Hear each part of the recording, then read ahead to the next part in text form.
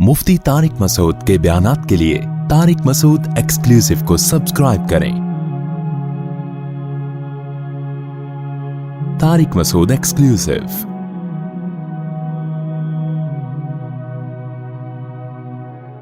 तो ये मैं चंद मिसालें मैंने आपको दी हैं कि इस्लाम का कोई भी निज़ाम आप उठा के देख लो, महफूज भी है अल्हम्दुलिल्लाह, और दूसरे निज़ामों से कंपेयर करो तो सुपीरियर भी कौन है? इस्लाम है। ये इसकी अलामत है कि मोहम्मद सल्लल्लाहु अलैहि वसल्लम का ये पेश करदा निज़ाम आपका ज़ाती नहीं था, बल्कि ये किसका है? ये अल्लाह। उस किताब को देख लो, 1400 साल से महफूज है। किताब पे राइटर का नाम नहीं है और किताब 1400 साल से क्या है? बोलो, महफूज।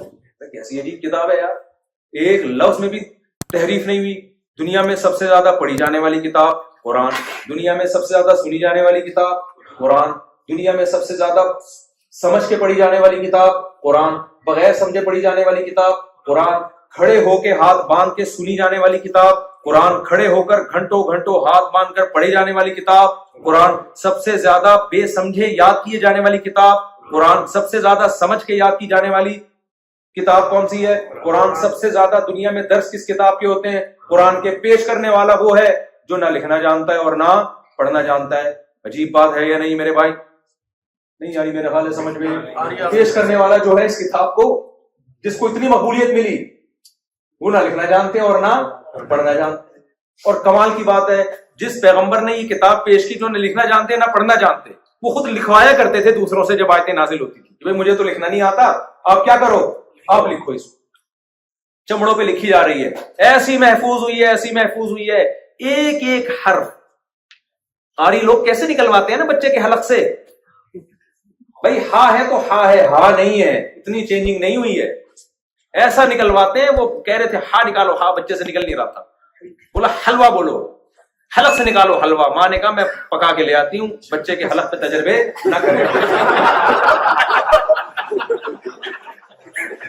कारी लोग यहां भी है ना माशाल्लाह। तो एक एक लफ्ज क्या है, ऐसा खानदानी तरीके से महफूज हुआ है, ऐसा खानदानी तरीके से। दुनिया की 1400 साल पहले जबानें इस तरह महफूज नहीं। मैंने कहीं ये बयान किया तो हिंदू ने कमेंट किया, भाई 1400 साल पहले संस्कृत जबान जो है तो सदियों पुरानी है।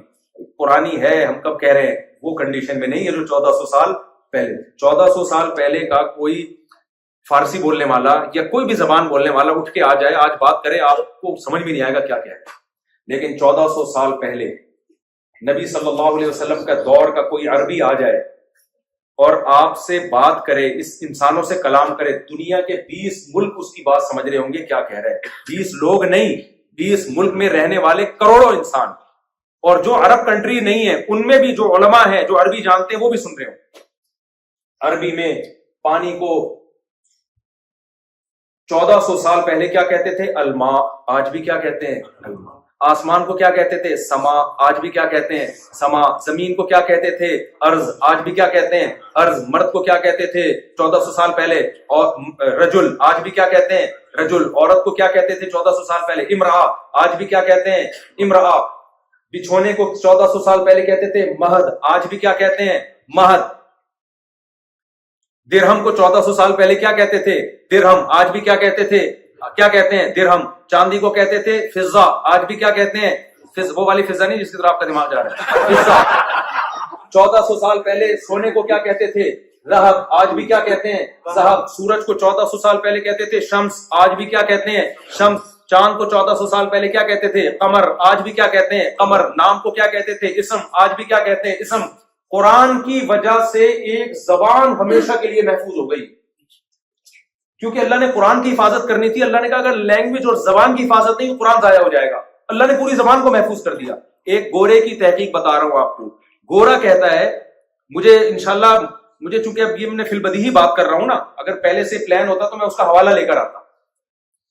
एक गोरे ने लिखा है कि अगर कोई शख्स ये चाहता है कि मेरी रिसर्च हमेशा महफूज रहे तो उसको अपनी रिसर्च अरबी जबान में तहरीर करनी पड़ेगी, क्योंकि 1200 साल पहले जो किताबें मुस्लिम साइंसदानों ने लिखी हैं, मुस्लिम स्कॉलर्स ने लिखी हैं, मुहद्दिसीन ने लिखी, फुकाहा ने लिखी, आज 1200 साल के बाद भी वो चेंज, वो अरबी समझ में आ रही है। मैंने खुदूरी की मिसाल दी, ये तो 1200 साल, तकरीबन 1100 साल पुरानी किताब है। ہم جو عربی ادب کی کتابیں مدرسوں میں پڑھتے ہیں، نبی صلی اللہ علیہ وسلم کے زمانے سے 40 سال پہلے کی پرانی، یعنی 40 سال پرانی شاعری ہے. حافظ ابن حجر نے 700-800 سال پہلے کتابیں لکھی ہیں. امام محمد جو امام حنیفہ کے شاگرد تھے، انہوں نے تقریباً 1200 سال پہلے کتابیں لکھی ہیں. جو اسلامی لا ہے، جو آج بالکل ایسے سمجھ میں آتا ہے جیسے آج کی زبان. جتنی کتابیں ہیں نا عربی پرانی قدیم، بالکل کوئی چینجنگ نہیں ہوئی ہے ان میں، 100% سمجھ میں آ رہی ہوتی ہیں A to Z. لیکن اگر آپ انگلش کی طرف جاؤ، 200 سال پہلے کی انگلش آج کا گورا، بلکہ 100 سال پہلے کی انگلش آج کا گورا نہیں سمجھے. اور گورے خود اعتراف کرتے ہیں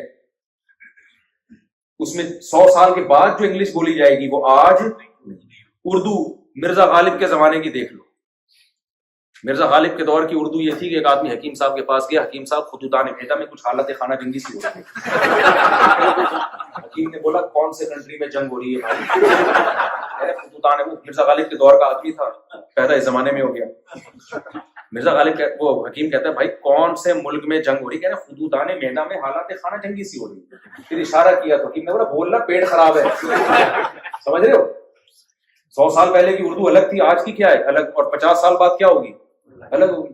ہر زبان اتنی اسپیڈ سے چینج ہو رہی ہے. عربی عجیب زبان ہے یار. 1400 سال پہلے چونکہ اس میں قرآن نازل ہو گیا، اللہ نے کہا قرآن کو محفوظ رکھنے کے لیے زبان کا محفوظ کرنا ضروری، لہذا پانی کو 1400 سال پہلے اگر پانی کہا جاتا تھا تو آج بھی پانی. قرآن میں جتنے الفاظ آئے ہیں الحمد سے لے کے والناس تک، کوئی ایک لفظ بھی ایسا نہیں ہے جو بھرپور طریقے سے عربوں میں آج استعمال نہ ہو رہا ہو، بلکہ دوسری زبانوں میں استعمال ہونا شروع ہو گیا. اردو میں عقل کو کیا کہتے ہیں؟ عقل کہتے ہیں. یہ کہاں سے آیا ہے؟ ابے عربی سے آیا ہے میرے بھائی. انگلش میں زمین کو کیا کہتے ہیں؟ ارض. یہ کہاں سے آیا ہے؟ ارض سے. دوسری زبانوں پہ اثر ڈال دی عربی نے، ٹھیک ہے نا، گھس گئی دوسری زبانوں میں، ان کو تبدیل کر دیا خود ایز اٹ از. جیسے 1400 سال پہلے تھی آج بھی کیا ہے. ٹھیک ہے عامی لوگوں کی عربی الگ ہے، لیکن وہ والی محفوظ تو ہے نا، وہ محفوظ تو ہے نا بھائی. یہ میں آپ کو اتنی لمبی جو رپورٹیں پیش کر رہا ہوں نا، یہ سمجھانے کے لیے کہ اپنے ایمان کو مضبوط کرو. آپ کو اللہ نے جو دین اور مذہب دیا ہے وہ برحق مذہب ہے، وہ آسمان سے نازل کردہ مذہب ہے، وہ انسانوں کا بنایا ہوا دین اور مذہب نہیں ہے. اب آخری بات، کرنا کیا ہے؟ کرنا، میں آپ کو ایک بات بتاتا ہوں، ایک مثال سے بات سمجھاتا ہوں، پھر بات سمجھ میں. یہاں خواتین بھی بیان میں بیٹھی ہوئی ہیں پردے میں. آپ کی بیگم صاحبہ کوئی خدمت ہی نہیں کر کے دے رہی آپ کی، کوئی شوہر والے حقوق آپ کو دینے کے لیے تیار بولو ہے ہی نہیں، کسی قسم کی کوئی خدمت نہیں. آپ کو شک ہوا کہ پتہ نہیں اس کو پتا بھی ہے کہ میں ان کا میاں لگتا ہوں رشتے میں. کیا خیال ہے؟ یا الٹا کر لیتے ہیں مثال کو تاکہ خواتین ناراض نہ ہوں. مثال الٹا کر لیتے ہیں. آپ اپنی بیگم کے کسی قسم کے کوئی حقوق دینے کے لیے تیار بولو نہیں. جب گھر میں آتے ہیں ایسے جیسے ہلاکو خان نے بغداد پہ حملہ، تمیز سے بات ہی نہیں کرتے. وہ نان نفقہ مانگتی، آپ نان نفقہ نہیں دے رہے. کوئی بھی جو ذمہ داری مرد کی ہوتی ہے نا، عورت کے جو حقوق ہوتے ہیں وہ دینے کے لیے آپ تیار نہیں. آپ کی بیگم کو شک ہو جاتا ہے پتہ نہیں مجھے اپنی بیگم سمجھتا بھی ہے کہ نہیں سمجھتا. وہ پروف دیتی ہے، دیکھو یہ نکاح نامہ ہے، میں آپ کی وائف. آپ کیا کر رہے ہو؟ پڑوسن سے بہت کھل ملا کے بات کر رہے ہو. جب بھی کوئی انٹی آتی ہے فری ہو جاتے ہو آپ. وہ ایک چٹکلا سنا دیتا ہوں. وہ ایک بچہ جو تھا نا، بچے بڑے ہوشیار ہوتے ہیں یار. تو بچے سے ابو نے پوچھا، امی نے پوچھا بیٹا اسکول میں تم پڑھتے ہو؟ ہاں امی پڑھتا ہوں. بیٹا یہ اسکول میں کیا بتایا جان کیسے نکلتی ہے؟ سائنس کے جو سبجیکٹ ہے نا اس میں بتایا ہوگا نا جان کیسے نکلتی ہے. تو بیٹا بتاؤ جان کیسے نکلتی ہے؟ بچے نے کہا ابو کھڑکی سے نکلتی ہے. امی کھڑکی سے نکلتی ہے. ماں حیران ہوگی کھڑکی سے جان کیسے نکلتی ہے. تو ماں نے پوچھا بیٹا سمجھا نہیں؟ کہتی امی جب آپ گھر پہ نہیں ہوتی نا وہ آنٹی آتی ہیں پڑوسن، تو جیسے ہی آپ دروازہ نوک کرتی ہیں ابو کہتے ہیں جان کھڑکی سے نکل جاؤ. جان کہاں سے نکلتی ہے؟ کھڑکی سے. تو اب آپ کیا ہو رہے ہو؟ پڑوسن کو جان بھی کہہ رہے ہو، پڑوسی کچھ منگواتی ہے پڑوسن تو اس کے حقوق بھی سارے پورے کر رہے ہو.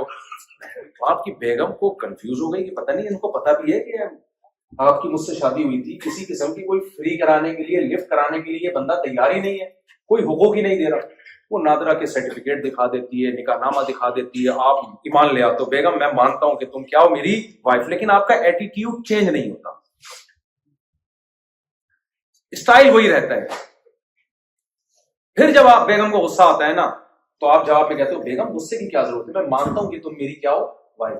تو بیگم کیا کہتی ہے کہ یعنی بیگم کوئی ایسا سخت لفظ استعمال کرے گی نا کہ بھئی کیا کرنا ہے, آپ نے پھاڑ دو یہ نکاح نامہ, یہی کہے گی نا, مت کہا کرو کہ میں تمہاری وائف ہوں. اکثر یہ کہتے ہیں نا, مت کہا کرو کہ مجھے تم سے محبت ہے. یہ ہوتے ہیں نا گھروں میں جھگڑے, یہ لفظ زبان پہ نہیں لایا کرو, بس بہت دیکھ لی محبت, یہی کہے گی نا. بھائی جب آپ کسی رشتے کو مانتے ہیں نا تو ماننے کا مطلب اس رشتے کی وجہ سے آپ پہ جو ذمہ داریاں آتی ہیں آپ عملی طور پر ان ذمہ داریوں کو ایکسپٹ اور قبول بولو کر رہے ہو. ادروائز خالی پیلی کا ماننے سے کچھ بھی نہیں ہوتا. تو جب آپ مان لیا, آپ نے مانتے ہو نا کہ اسلام پر حق ہے, یا ابھی بھی کوئی کنفیوژن ہے تو پھر چھپڑے میں مل لینا, بتا دیں کچھ اشکالات ہیں تو انشاءاللہ کوشش کریں گے حل کر دیں ان اشکالات. اگر کوئی بندہ چاہتا ہے نا تو الحمدللہ اسلام پہ اٹھنے والے ہر اعتراض کا جواب الحمدللہ موجود ہے. چاہتا ہی نہیں تو پھر تو پتھر دلوں کو کوئی نہیں پگھلا سکتا. قرآن نے بھی مثالیں دی ہیں کہ کچھ پتھر ایسے ہوتے ہیں کہ جو اللہ کے خوف سے لڑک جاتے ہیں, لیکن کچھ دل ایسے ہوتے ہیں کہ جن کے سامنے جتنی مرضی تقریریں کی جائیں وہ اپنی جگہ سے ہلنے والے نہیں ہوتے. پتھر میں بھی کچھ نہ کچھ اللہ نے اثر قبول کرنے کی صلاحیت رکھی ہے.